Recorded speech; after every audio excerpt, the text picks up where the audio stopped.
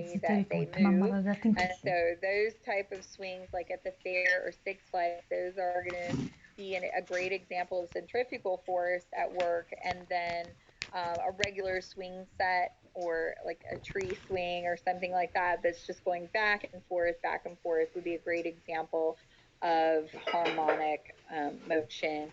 What about if there are passengers in a cart on, say, a roller coaster?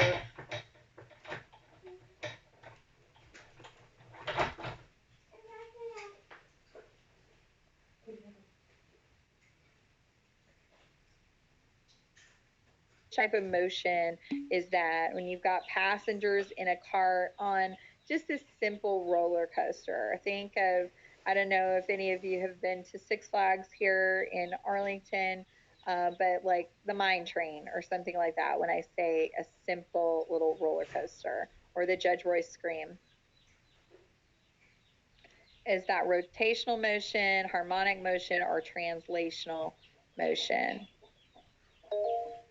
Martha? Is that translational motion? It is, because the entire body of the person is being propelled forward or backward, respectively. Doesn't matter which direction they're going. It's being propelled in a certain direction at the same velocity. Okay, so the entire body of the person is moving forward at a given velocity. So that's translational motion. You'd need to be able to once again go back and look at drawings of bodies and identify which is stable and which is unstable. Like, what are you looking for? What would you look for to determine if a body was stable or unstable?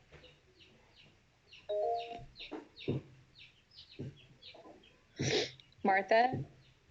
Like, I forgot what it's called. The center point. The center of gravity. What about that center of gravity? You need to see, I guess, where you would put it, and then if it's like I guess the base, if they're apart or if they're close together. If there's something, I guess, like if they're carrying something, maybe see if they're actually going away to stable their standing, or if they're going towards that item, and maybe that makes them unstable. Okay. So, yeah, just to sum up what I think you're trying to say is that you're going to look for their center of gravity and where it is, and that could be determined by whether they're holding something in their hands, certainly, or if it's a shape and it just has it labeled center of gravity. You're going to look and specifically try to determine if that center of gravity is positioned directly over the base of support. And as long as it's not outside of the area of that base of support, then we would say that the body is stable. Okay. So to determine stability, you need to look at the center of gravity, and then you need to look back to the base of support to determine. Can anybody give me an example of a class 2 lever? A class 2 lever. Guys, remember, a class 2 lever has what in the middle? What does it have in the middle? Zena, do you remember what a class 2 lever has in the middle? Class 2 has the load in the middle. It does. It has the load in the middle. So what's a good example of a class 2? Maybe like a seesaw. Not a seesaw, because a seesaw doesn't have the load in the middle. The load is at one end or the other. Like a wheelbarrow. Wheelbarrow would be a great example of a class 2 lever. Very good. So since you brought up seesaw, let's talk about what would a seesaw be? I mean, it doesn't have to be Zena that answers. Does anybody know what classification would we give a seesaw? Jennifer? A class 3. A class 3? No, a class 3 doesn't. What does a class 3 have in the middle? It doesn't have load in the middle, but it has force in the middle. So it's not a class 3 lever. A seesaw has the fulcrum in the center. So the pivot point is in the center. And what classification of lever has the fulcrum in the center? Class 1. Class 1, that's right. So a seesaw is a great example of a class 1.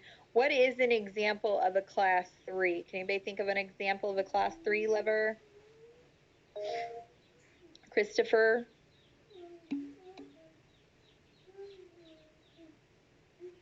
So, okay, so he's saying the elbow.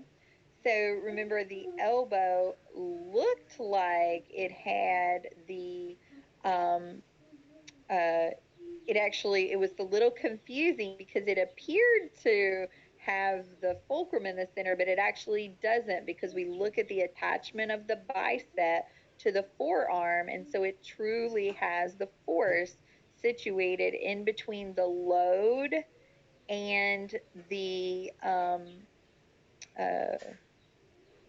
why am I having a the force is situated in between the load and the fulcrum. Okay, so the load would be in the hand of the person, and the fulcrum at the elbow would be at the other end, and the force, even though the bicep does the pulling, is attached in the forearm, so it's in the center. That's a great example, Christopher.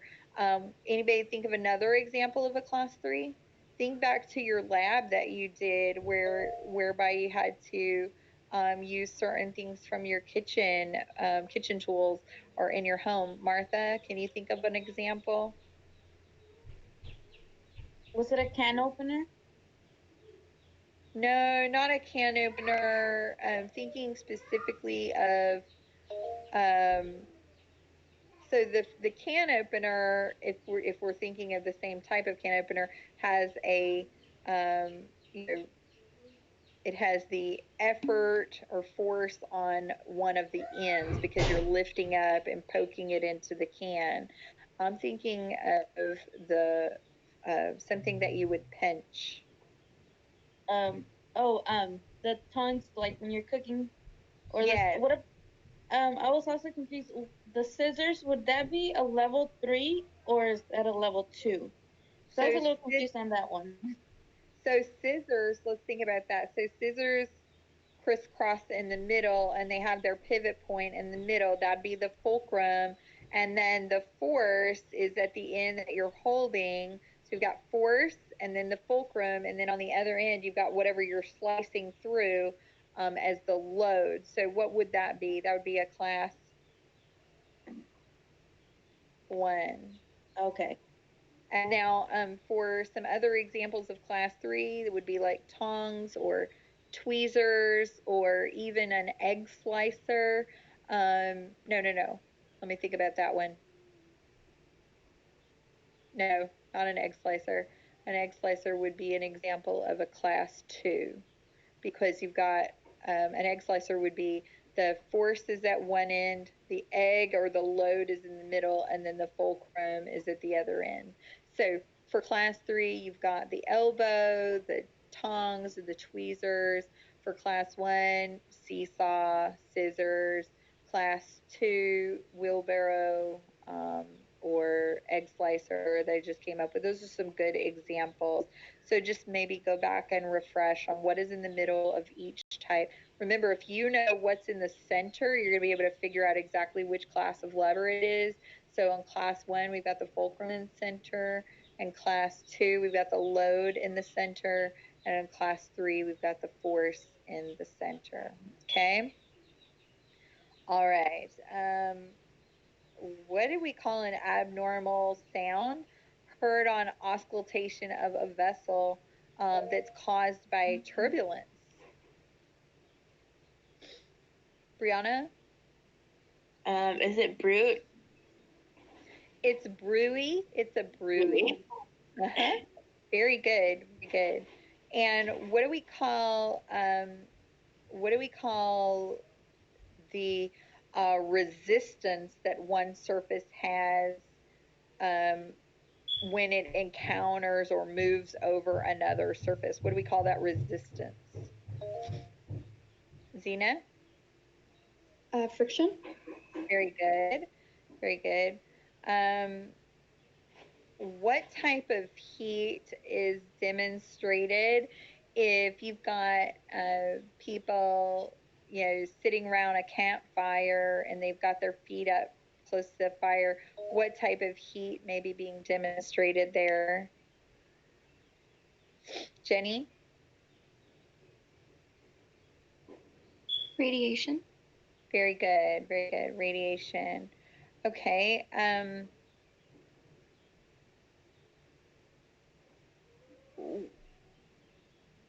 When we say force, I'm sorry, no, I said that question wrong. When we say pressure, we've talked about what pressure is. I know we mentioned it a while back when we were talking about acoustic variables in this session. Somebody give me like an equation that can really describe pressure. What is pressure? Pressure equals what over what?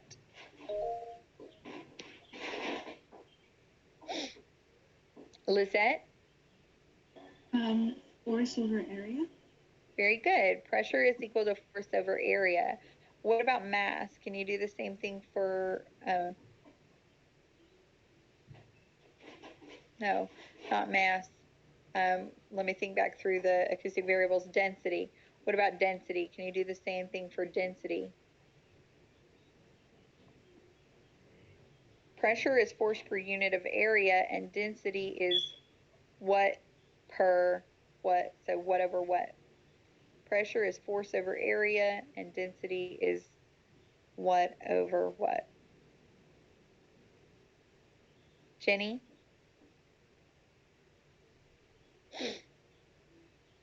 Sorry, no clue. My hand was still up from last time.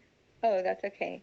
So density is mass per unit of volume. So force per unit area is pressure, mass per unit volume is density, okay? What do we call it? Is it a scalar quantity or a vector quantity when we are talking about velocity? Is it scalar or vector? Lizette? It is a vector quantity. And so vector quantity means that not only is there, a magnitude, but in a given direction. So when we talk about velocity, we're really talking about the rate, at which a particular distance is covered or traveled in a particular direction. So the rate of travel in a given direction. So if you said you're traveling 60 miles per hour, that is a speed or a rate, simply, the magnitude of your travel. If you said I'm traveling 60 miles per hour northbound, then that is a velocity. Okay, so it's magnitude in a given direction. Incidentally, is weight a scalar or vector quantity? Is weight a scalar or vector quantity? Was that? It is a vector quantity, even though we don't say, oh, I weigh X number of pounds down toward the center of the earth. We don't typically talk about the direction that's associated with weight, but it is there. It's ascribed in the very definition of weight. So the direction is that plumb line down toward the center of the earth. Okay, so we've got magnitude and direction. And so, make sure that you remember that weight is a vector quantity. All right. So if what law of thermodynamics are we talking about if we say the direction of spontaneous change in a system is from an arrangement of lesser probability to an arrangement of greater probability, or moving from order to disorder? Which law of thermodynamics are we referring to? Order to disorder, otherwise known as entropy. Was that? Second law of thermodynamics. Second law of thermodynamics. Very good. All right. So if you were to see a symbol that looked like a triangle, Somebody give me the name of that symbol, and then somebody tell me what that symbol means. And if you can do both, that's fine. Brianna, what's the name of the symbol that looks like a triangle? Delta. Delta, and what does it mean? Change in. Very good, a change in. So if you saw delta P, it would be a change in pressure. Very good. All right. What type of flow might be seen if you have a vessel that bifurcates? So it splits from one vessel into two vessels. What type of flow would we say is seen at the bifurcation of a vessel? Thinking back to flow profiles.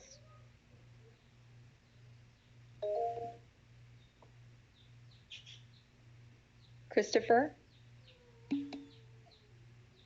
Not necessarily turbulent.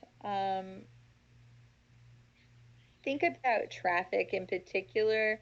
So if we are in a single file line moving in toward an accident, for instance, and then finally we move past the accident on the highway and everybody's able to spread out and go in different directions, we're not necessarily turning around and moving back from where we came. That would be like turbulent flow, where flow's going in all different directions.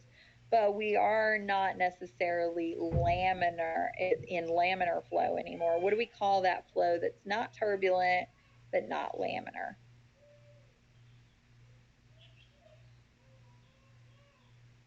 It's simply called, guys, disturbed flow. So this would be like if you had a vessel and in the vessel there was some little, like I don't know if you guys can see, like I've got my finger in here in the center. That could represent like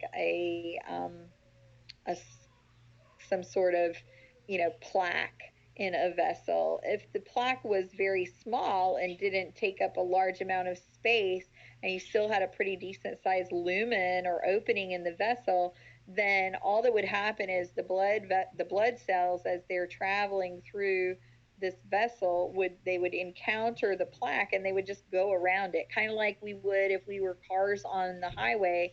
If we're traveling and all of a sudden you see a tire in the road, you would swerve around it and keep going. Okay. And so it's just a disturbance in the flow. So we call that a disturbed flow. So we would see disturbed flow at like bifurcations or bends in vessels like we have with the aortic arch.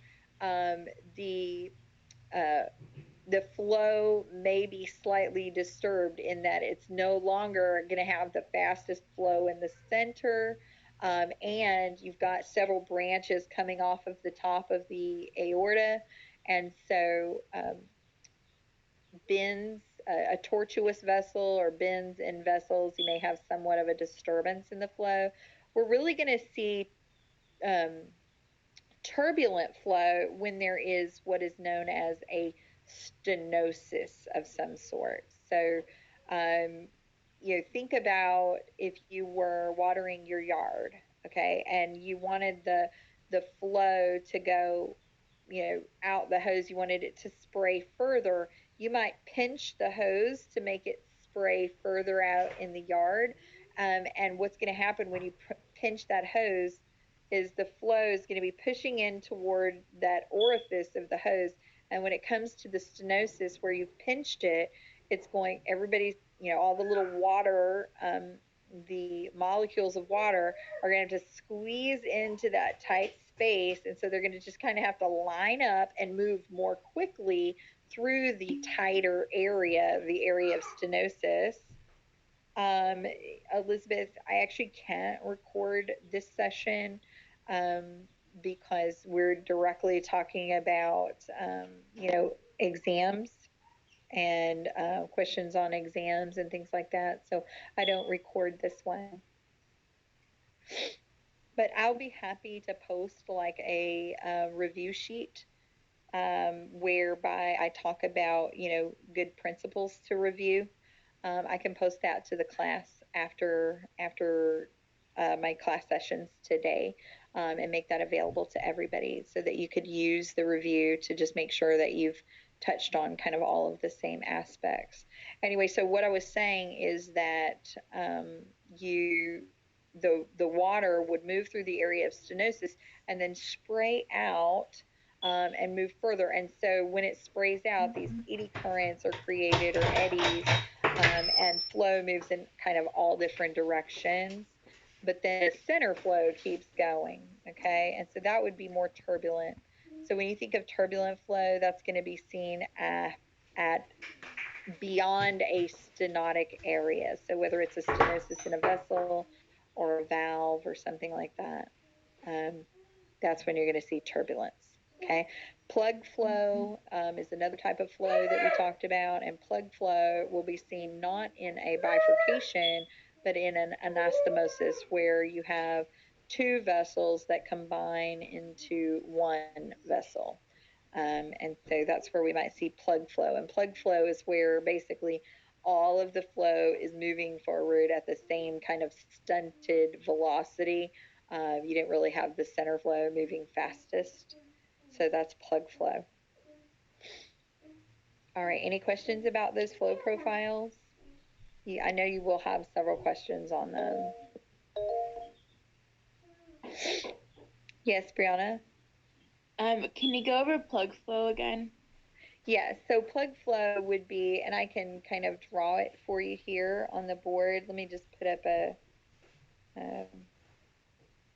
whiteboard, just one moment. Okay, so if you have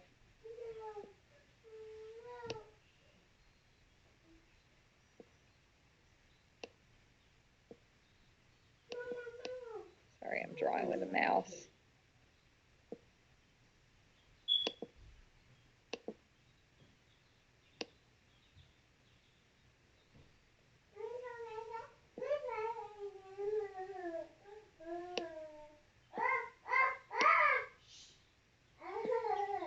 You have flow coming in from two different directions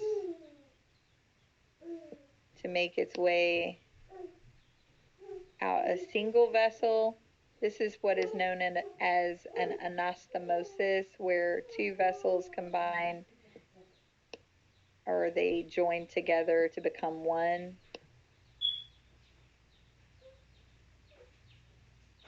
And plug flow is really where, instead of having that nice, that laminar parabolic shape whereby you got the fastest flow in the center. Guys, I'm sorry, that's so ugly. I'm drawing with the mouse. It's pretty challenging.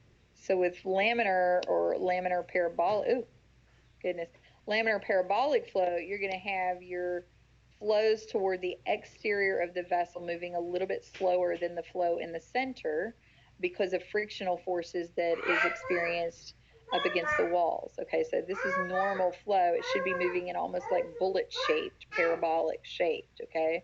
But plug flow, it looks like all of the red blood cells are lining up and they're moving forward at the same velocity. They haven't had a chance to really kind of pick up speed and become truly laminar, because as the flow makes its way around the bend, there's a bit of a disturbance in the bend of a vessel, as we talked about, disturbed flow, and then the blood is just starting to move as it lines up together. And so plug flow has this like straight flow profile on the end, whereas laminar parabolic flow has this shape. Does that make sense? Yes. Okay. All right. So that was a terrible artistic depiction, but hopefully it got the point across, basically. And then the difference between that and a bifurcation is that a bifurcation, instead of, two vessels becoming one, a bifurcation is where one vessel becomes two. And when we have a bifurcation, we have flow that is moving along in a laminar parabolic fashion. Okay, so we've got the fastest flow in the center there. Once it hits this bifurcation where the vessel splits, then there's somewhat of a disturbance in the flow, because you're going to have this center flow is going to have to determine, does it go, does it go right or does it go left? So there's a little bit of a disturbance in the flow. Okay, so it's not all lined up perfectly in this area, and so we have what we call disturbed flow in the bifurcation. And then when I said that it, in a bend of a vessel, you may also have disturbed flow. Think about the arch of the aorta specifically. If you have flow that is moving in a laminar parabolic fashion, okay, because of the forces that are at play, like, oh my goodness, let me fix that. Basically, because of the forces that are at play as the blood makes its way around the curve and it's diving, you've got gravity and centrifugal force at play as it speeds around the bend. Think about a car going around a corner pretty quickly. That car may actually lean out toward the exterior, and so that's the same thing that would happen to blood that was going around the bend. Instead of the fastest flow being in the center around the bend, and so if this is the wall of the vessel and this is the wall of the vessel, instead of that fastest flow remaining at the center here, it may move out closer. Oh gosh, it's terrible. Sorry. I don't know why my mouse just keeps taking off in a different direction, but basically what I'm trying to demonstrate to you is that the flow that would have been moving fastest in the center, it actually swings out more toward the outer edges of the vessel, and so it's now a disturbed flow. So we would see disturbed flow in the bends of a vessel, or in the bifurcation of a vessel, or when there is like a plaque or something in the way that the flow or fluid has to travel around. So if we're thinking of the body, we're thinking blood flow, plaques in the arteries or vessels or something like that. If we think of water in a pipe, it may be, mineral deposits or buildup or something in the pipe, or maybe something gets stuck, and so the flow has to make its way around an object. Maybe there's kids in the house and they, put a toy car down the toilet or something crazy that, might happen. So that's an example of disturbed flow. Okay. It would become it would become turbulent once the plaque or whatever it is that's blocking the lumen creates enough of a decrease in the size of the lumen where, basically the flow has to really pick up speed through that area of stenosis. And then when that happens, once the vessel returns to normal size, whether we're talking about a pipe or an artery, doesn't matter. If you go from a smaller vessel into a larger vessel, then what happens is there's this spraying out as the flow makes its way beyond the stenosis. So, okay, so what I'm going to do is just to make that clear, because we've had quite a bit of discussion about it, is just to reiterate. So what would be normal flow? Laminar parabolic specifically, because that indicates that there's this like parabola shape and that the flow in the center is usually moving fastest. Okay, that's what we should expect to see. Now, the reason for that is because the flow that is up against the walls of the vessel, whether it's an artery or whether it's water in a pipe or some other liquid, is that there's frictional forces at play for the molecules or, red blood cells or whatever it is that are up against the walls of the vessel. Okay. All right. So laminar parabolic flow is normal.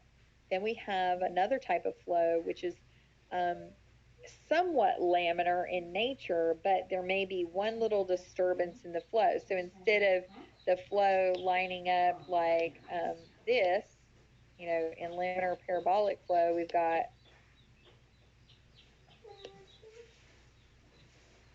all the lines moving nice and straight. In disturbed flow, and I'm just going to bring in and I'm just going to make this area red, it'd be like there was this laminar shape, but then it had to go around an artery, or I'm sorry, a sclerosis of some sort, or a plaque, an atherosclerosis or something, or a deposit of some sort. And kind of like I use the example of a tire in the road on the highway. So most of the flow is moving in a laminar fashion, but a bit of the flow has to kind of steer around whatever the object is that's blocking the pathway.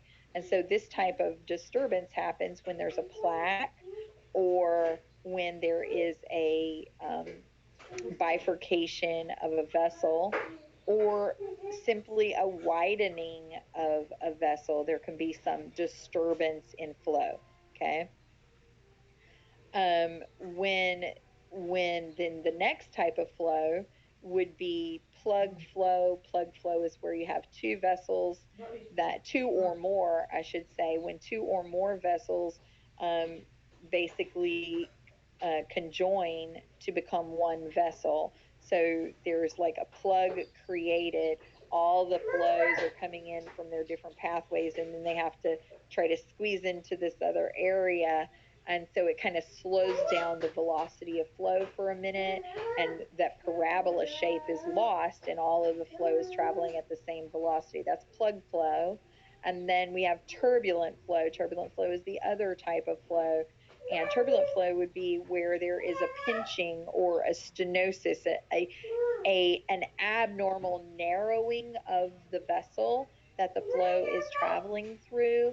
And this abnormal narrowing would create a situation where the flow is having a great amount of pressure on just prior to the stenosis, as if you can imagine a single door excuse me, a single door in like a movie theater, and hundreds of people having to squeeze in and make their way out that one single door if there was a fire. Okay. There's been a lot of pressure on the inside of that movie theater as everybody's trying to squeeze and force their way out. But as soon as each person makes it through the doorway, that narrowing, that little abnormal narrowing, then everybody can spread out and go in all different directions. And that would be like turbulent flow. Like once everybody's out of the fire, or out of the danger zone, then they kind of spread out and go their own way. And so we would see that in a vessel where there was, maybe if I drew maybe the plaque on both sides. And so this area here would be the abnormal narrowing. So the flow would be really pushing its way in, coming into the narrowing, and then it's going to have to increase in speed really greatly to make its way through this narrowing. So the velocity is really going to pick up through the stenosis, and then on the downside of it, flow is going to be, because of the speed that's created, flow will be kind of spinning out.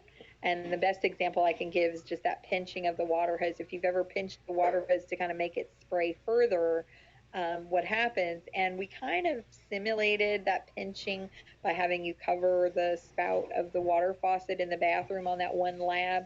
You noticed when you created that narrowing or that stenosis, and only the tiny little space between your fingers is all that the flow had to get through.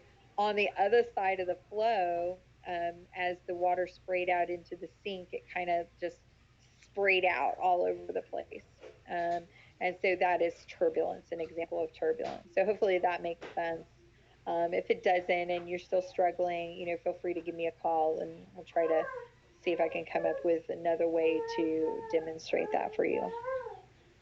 All right. Let's see here. I think that is a pretty good synopsis. I haven't obviously covered every single principle that will be covered, but I've given you a really, really good amount of, covering the questions.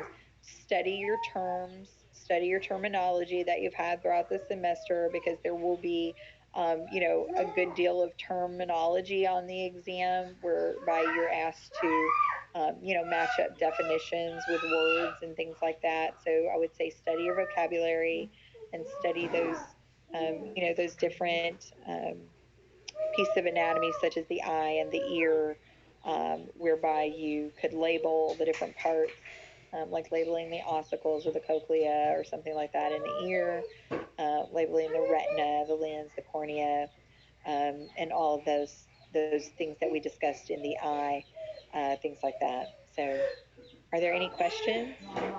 Do you guys have any questions for me, Zena? Yes, this is just going back to a couple of things that we cleared up earlier. I'm just looking through my notes. So the elbow joint, we're classifying it as what kind of lever again? Because I know there was some confusion. Yeah, it looks, when you look at an elbow joint, looks like the force is the bicep, and the bicep appears to be on the end, but it is actually a class 3 lever because the connection of the bicep, it actually connects. There's like the end of the muscle comes down and it attaches to the forearm. And so the force is actually pulling from the forearm. So even though the bicep is, in the upper arm, my bicep doesn't have any power over my forearm, were it not for the attachment being located there at the forearm.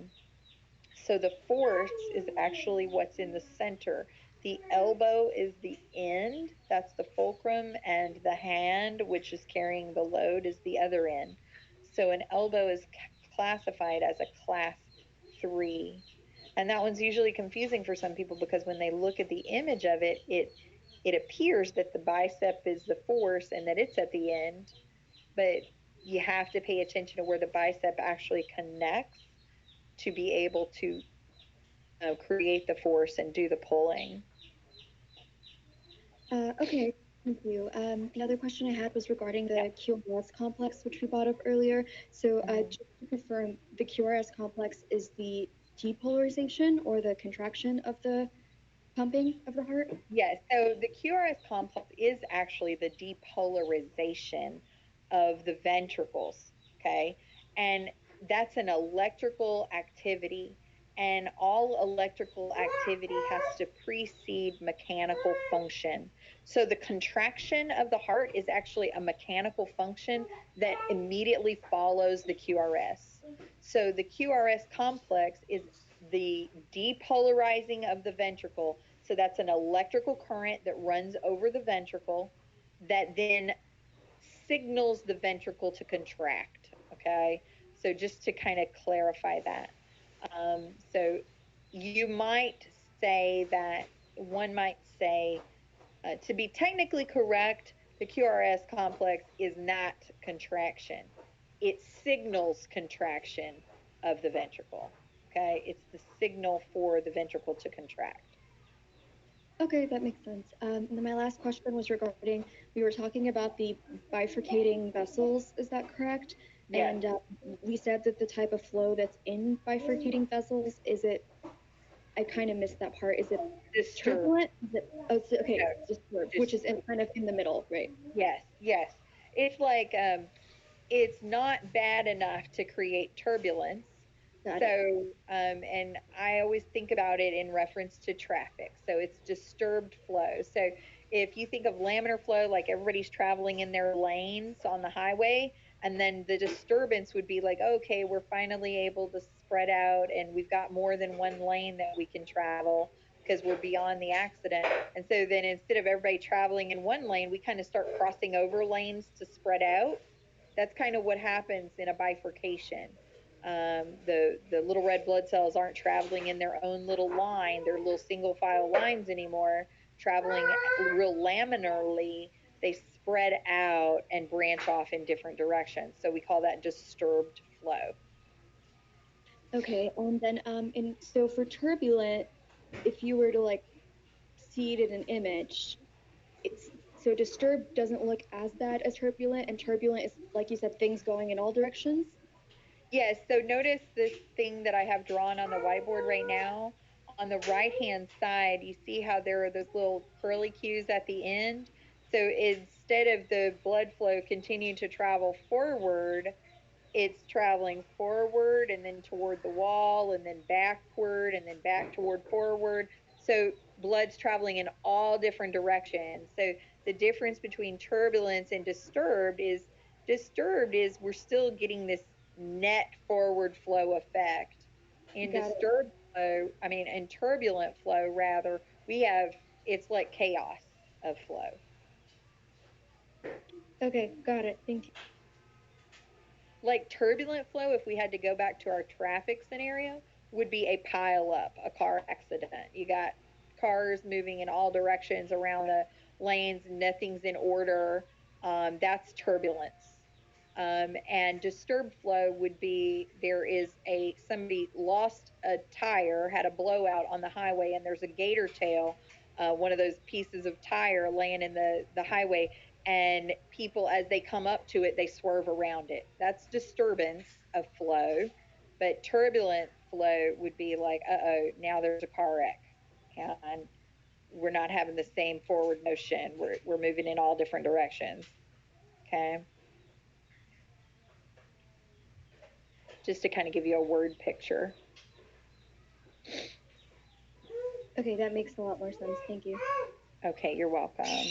Guys, make sure that you review refraction and rarefaction. Remember, those are two different things. What is rarefaction?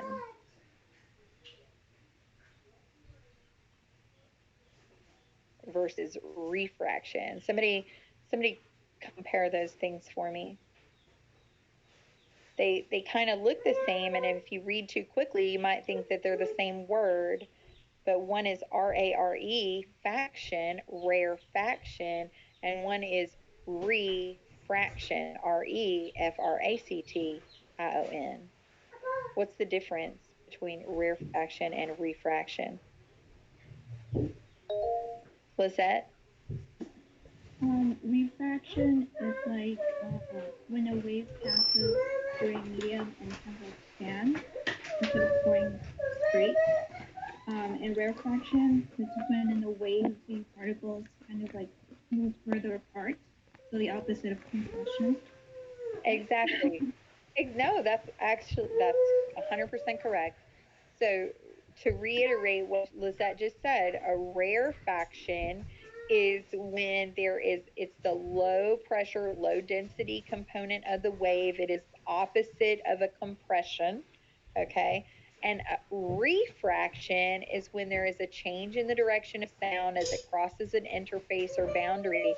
And so instead of traveling straight in the direction that it was originally sent out, it heads off in some other direction. So sometimes it's referred to as the bending of sound as it crosses an interface, or the change in direction of sound as it crosses a boundary, okay? So that's refraction versus rarefaction. Rarefaction is the low pressure, low density component of the wave. Very good. All right, and make sure that, go back and review rarefaction and compression, and make sure that you would be able to identify those definitions, and then go back and review refraction, to make sure that you could determine whether or not refraction would occur. Remember, there were two necessary must-haves in order for refraction to occur. Can anybody tell me what those two components are? We have to have two conditions present in order for refraction to occur. Otherwise, there will be no refraction if both are not present. Who can tell me what they are?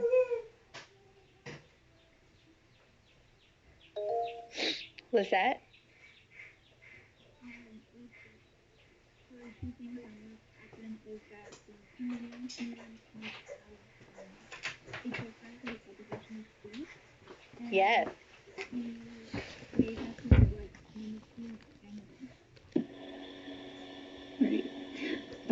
I couldn't hear what you said at the end, Lisette. What was the last thing you said about the wave?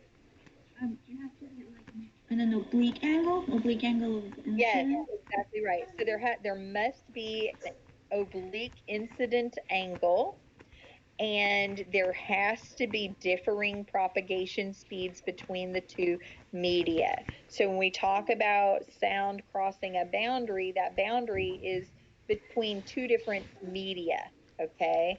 And if medium 1 and medium 2 have the same propagation speed, then we know there's not going to be any refraction, because you must have differing propagation speeds, like Lizette said, and you must have an oblique incident angle in order for refraction to occur. Okay? All right. You guys have done really well with this review. I know a lot of you were quiet, mostly, some of you probably because you're in, maybe you're trying to do double duty with work and keep up with your classes or whatever. But you've done really well. Hopefully you've taken some good notes. If you guys have any questions about anything that we've talked about today, feel free to reach out to me. I will be available by phone. But I see no reason to keep you in. I think this has been a really thorough review and prep for your final. I will look forward to seeing you all on next Wednesday in this virtual classroom at noon for your final exam. And that final exam must be taken during that window of time. It will not have an availability window similar to previous exams. It will be during that class session only. Rula, did you have a question? Yeah, I have a situation where usually during the week I have nobody to take care of my It kids. looks like you're trying to speak, but I don't hear anything. Can anybody else hear Rula?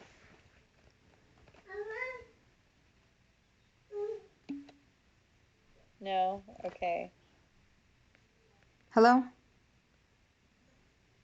Can you hear me? Still not hearing anything. Maybe you want to type it in the chat room?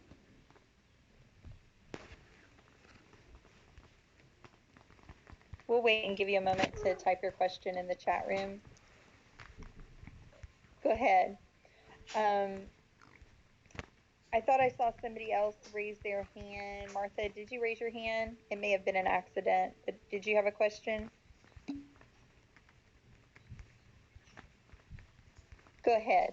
You can ask your question while Rula's typing hers. Okay. Well, it's not really. It's just more like a concern. Like I'm kind of freaking out about this test because is it like if I don't pass, does that mean that I failed your class like completely? So let me just go back here and pull up what it says in your syllabus. Hang on just a second. And so I believe what is stated is that it is a pass-fail final. So let's just pull it up. Hang on just a sec.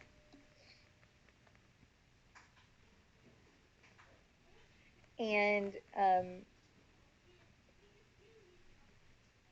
just one moment as I'm opening it for you. Okay.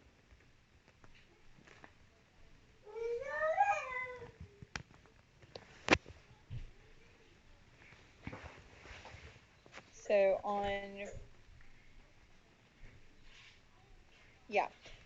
under final course grade and calculation rubric, it says points earned divided by points available is how you calculate your grade.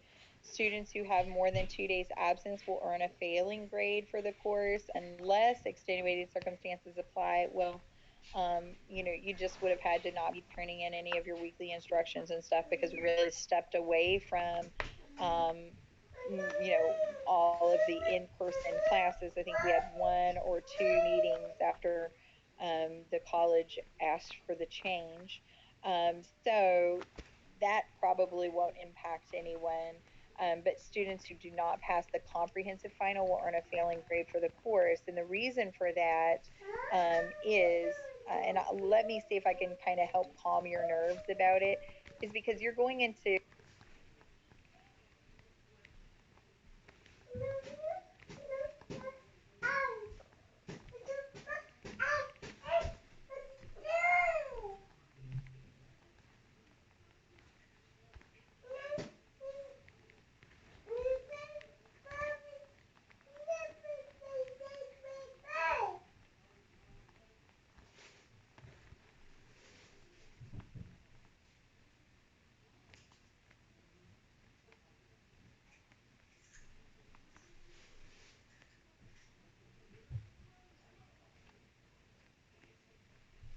course may need to repeat it.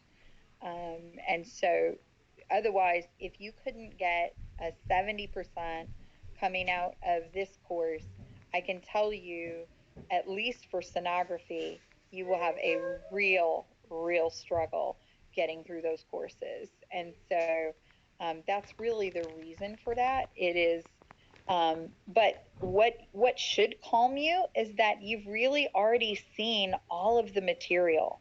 You have already taken tests on it.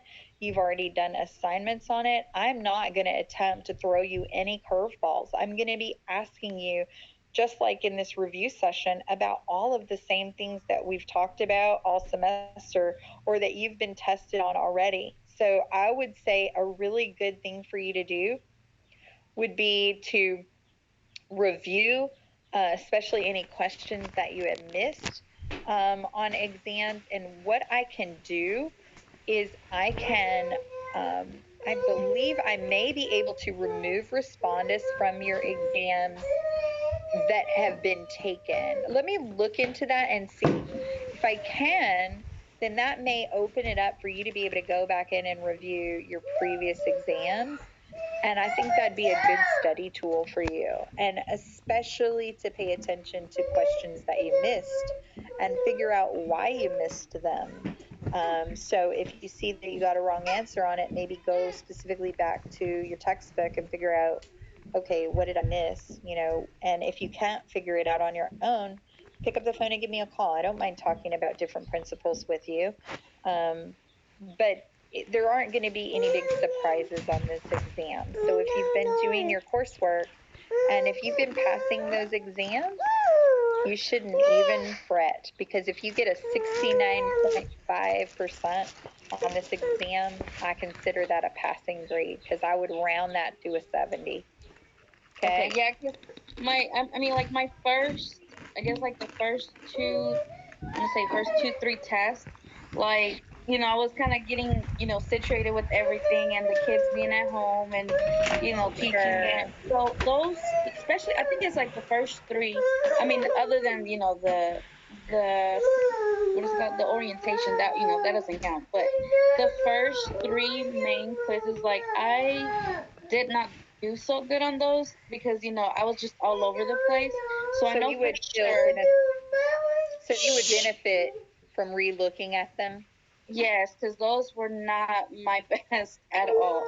Okay, what I have to make sure is, because I haven't, Yeah, Mama. this is actually because of the COVID and everything like that, where this is actually going to be the first semester where the entire class for every exam was respondus.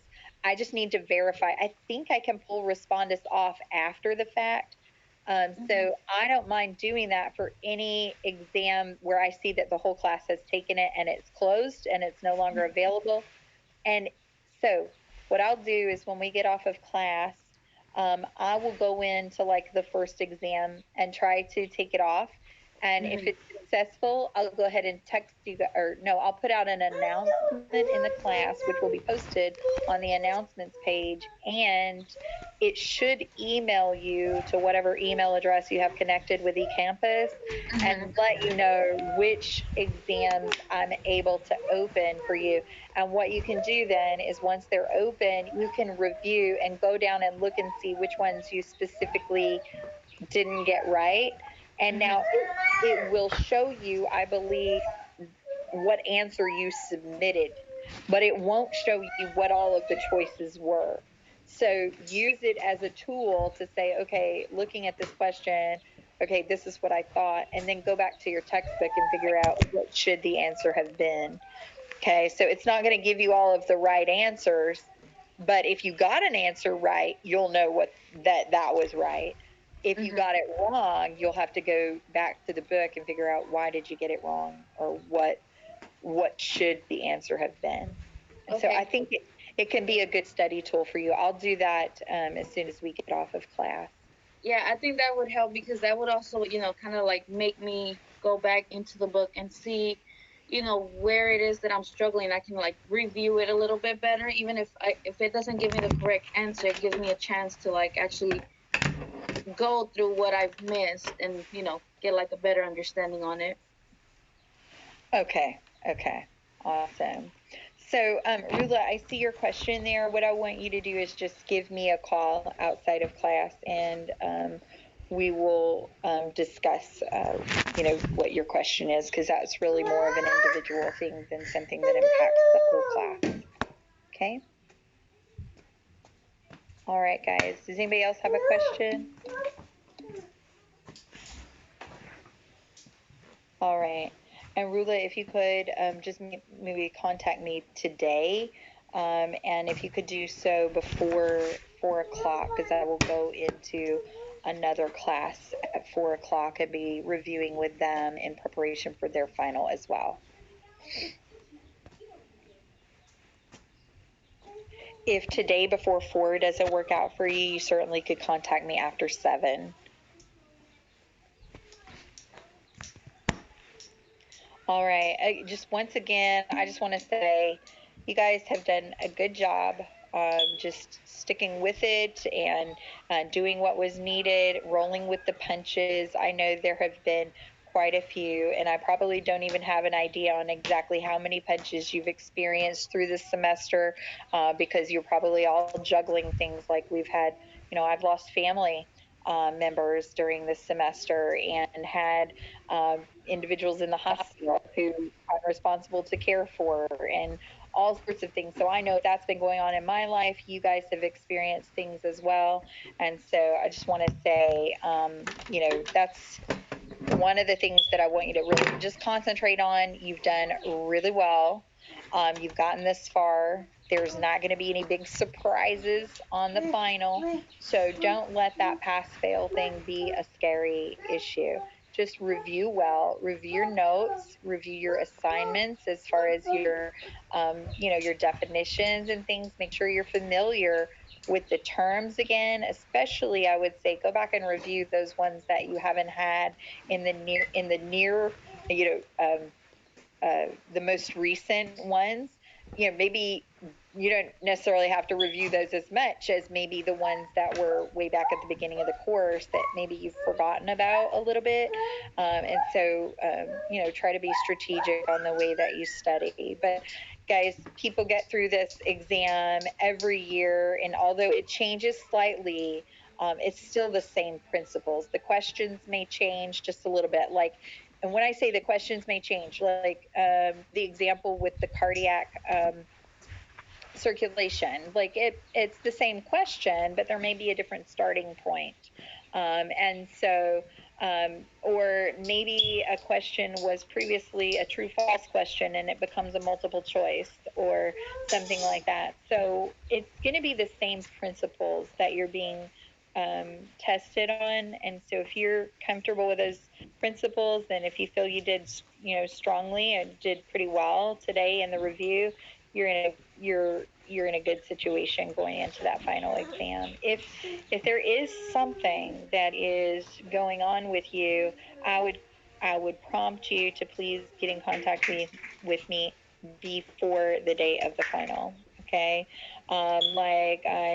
just to give an example, had a situation where in one of my classes, a student actually was COVID positive and symptomatic. There are things that I am able to do to kind of help with a situation, but I can't if you don't communicate with me and I don't know exactly what you're experiencing. So make sure you take time to communicate, okay? All right, thank you guys. I hope you have a wonderful rest of your day, wonderful weekend, and I'll look forward to seeing you on next Wednesday. You guys are dismissed. And yes, Martha, you can certainly call me. Why don't I just have, Rula, are you going to be able to call me between 2 and 4?